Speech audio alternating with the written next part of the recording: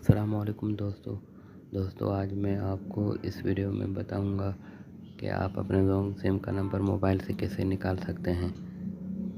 आपसे गुजारिश है कि मेरा चैनल सब्सक्राइब करें और बेल आइकन को दबाना न भूलें। चलो तो दोस्तों आप चलते हैं मोबाइल स्क्रीन की तरफ। सबसे पहले फ़ोन डायलर खोलेंगे।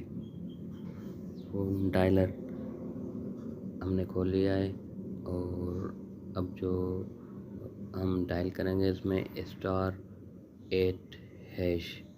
जैसे ही *8# हमने डायल कर दिया तो अब हम सेंड करेंगे अपने लॉन्ग सिम से।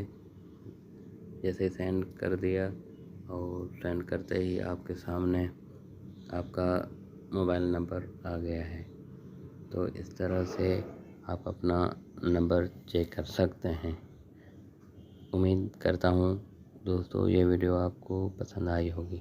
खुदा हाफिज़।